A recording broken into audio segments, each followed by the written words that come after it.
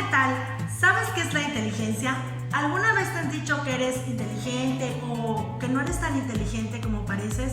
¿Sabes qué es? Bueno, pues hoy te vengo a mostrar sobre la inteligencia, sus teorías y qué la componen. Acompáñame.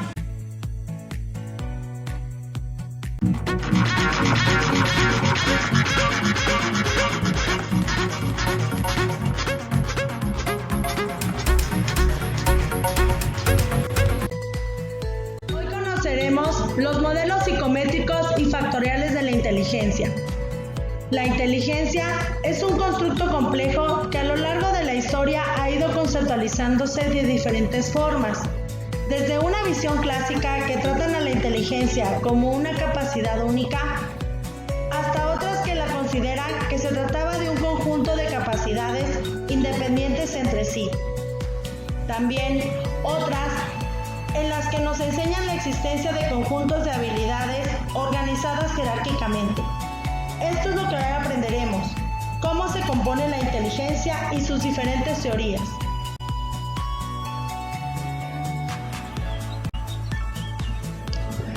Para Wechsler, el concepto de inteligencia se basa en tres características. Es una cualidad de la mente-conducta. Es algún tipo de rasgo unitario. Y se refiere de forma directa a cómo funcionan las habilidades de la mente.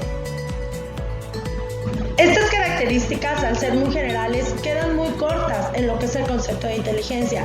Es por ello que distintos autores desarrollaron modelos para explicarla.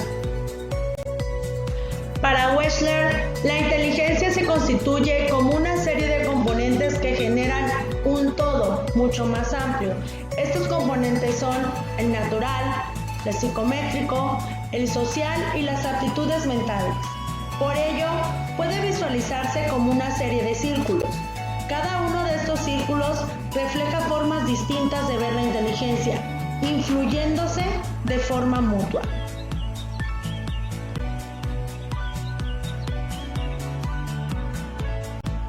La inteligencia general de Spearman.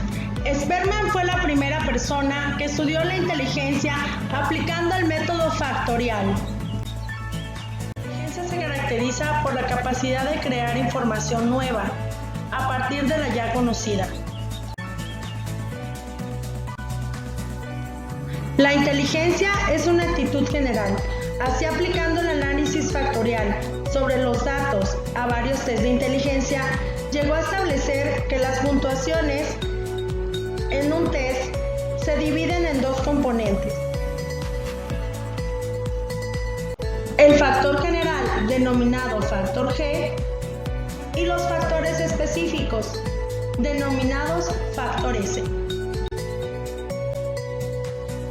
Existe un factor general que es el que explica todas las variables o correlaciones.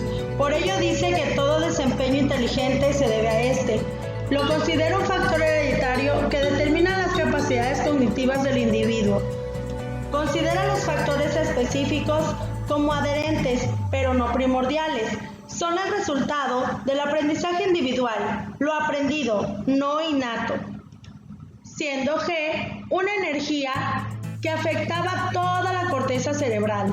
Y S se relaciona con grupos de neuronas que funcionaban en actividades específicas.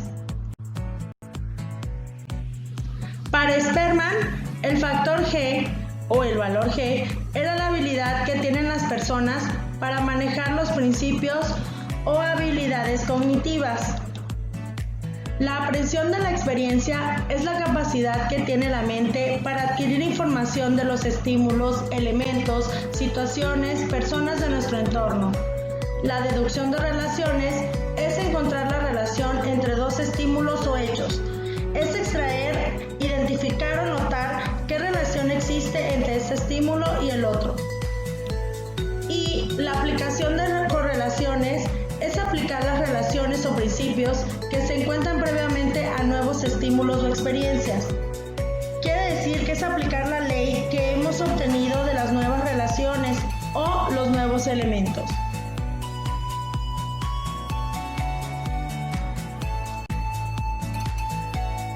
Las aptitudes mentales primarias de Thurston. Thurston propone un modelo alternativo multifactorial de las capacidades cognitivas. Considera que los factores actúan de forma independiente y están relacionados entre sí. El modelo de aptitudes primarias define 13 factores, de los cuales se pueden identificar 7. La comprensión verbal es la capacidad de manejo del idioma, mide test de lectura, analogías, frases desordenadas. La fluidez verbal es la rapidez en el manejo de palabras simples y aisladas, mide anagramas. La comprensión numérica es la rapidez en el cálculo, en la realización de operaciones aritméticas simples. La aptitud espacial es la visualización de figuras en distintas posiciones en el espacio, mide prueba de figuras rotadas. La memoria mecánica es la facilidad para repetir palabras, números. La rapidez perceptiva o velocidad es la captación rápida y precisa de detalles visuales, semejanzas y diferencias. El razonamiento es la aptitud para obtener una regla común de los materiales de un problema. Thurston desarrolla una prueba denominada PMA, que es para la evaluación de las aptitudes mentales primarias. De su propuesta se extrae que la inteligencia puede ser determinada por factores grupales. Es por esto que él no solo cree que sea por un factor general, como lo hacía Spearman.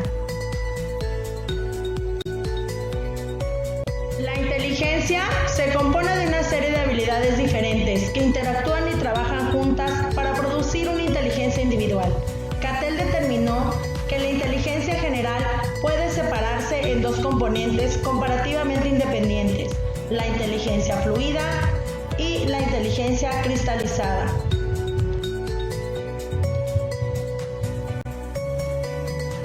La inteligencia fluida es ser capaz de pensar y razonar de manera abstracta y resolver problemas. Esta es heredable. Su funcionamiento abarca el razonamiento, rapidez intelectual,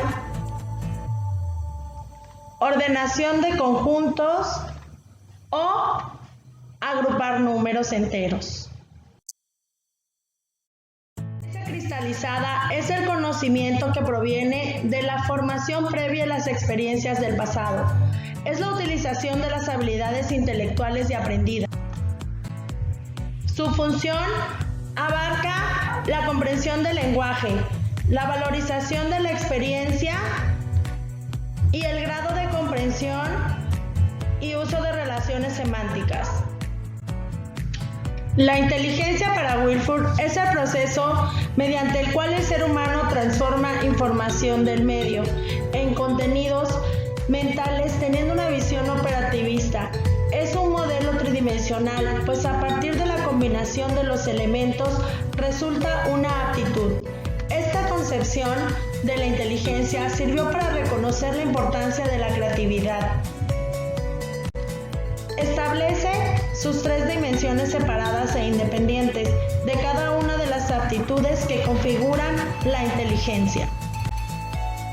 La estructura del intelecto se organiza mediante un modelo morfológico donde los hechos se clasifican bajo 3 categorías que geométricamente se clasifican en una matriz de 3 dimensiones transversales, parecidas a un cubo de Rubik, como podemos ver en la imagen, que dan como resultado un número de 120 aptitudes teóricas paralelas determinadas. Cada una caracterizada por la interacción entre una de 5 operaciones mentales. Este se refiere al conjunto de procedimientos que el organismo realiza para transformar las informaciones de entrada en otras de salida, es decir, procesar la información de los contenidos de manera que se generen productos de manera mental o física. 4 tipos de contenidos correspondientes a áreas de información donde se llevan a cabo ciertas operaciones y 6 tipos de productos o formas en las que se expresa el individuo a partir de la información procesada por distintas operaciones.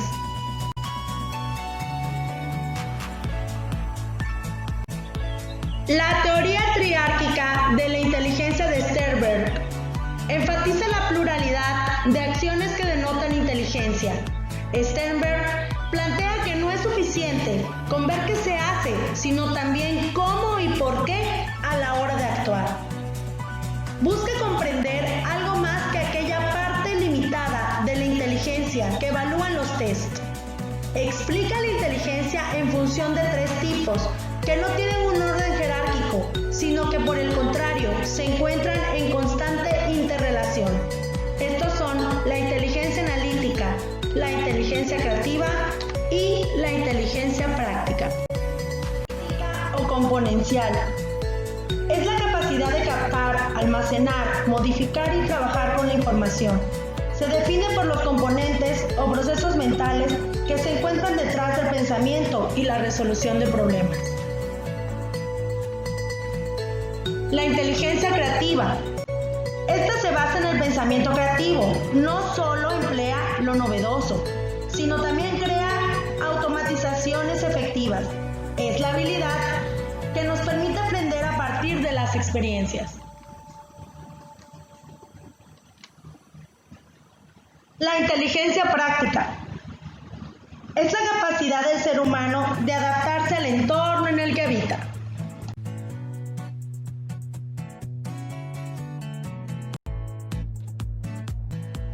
Deficiencia mental. Es una discapacidad caracterizada por las limitaciones significativas tanto en el funcionamiento intelectual como en el de conducta adaptativa.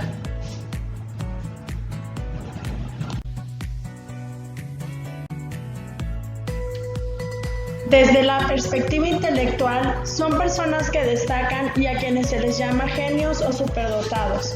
Se refiere a una disposición natural y aptitud innata, como John Lennon en la música y Albert Einstein en la ciencia. Ellos tenían un dote individual o inteligencia, una inspiración divina y una personalidad especial. A esto se le llama talento.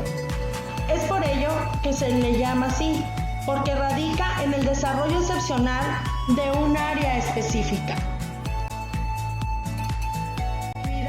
Es cuando una persona produce nuevas ideas y originales, descubre, inventa y hace objetos artísticos diferentes. Un ejemplo de ello podría ser Steven Spielberg, quien realizó un sinnúmero de películas que no iban de acuerdo a los años a que él vivía, ya que fueron cosas totalmente innovadoras. Estas pueden ser en la ciencia, la tecnología o el arte. La creatividad está ligada con la inteligencia y la personalidad, ya que tienen ciertas características este tipo de personas, las cuales las identifican por ser creativos. Se ha encontrado que a mayor similitud genética hay mayor similitud de CI. Esto sirve para hacer un estímulo de la herencia.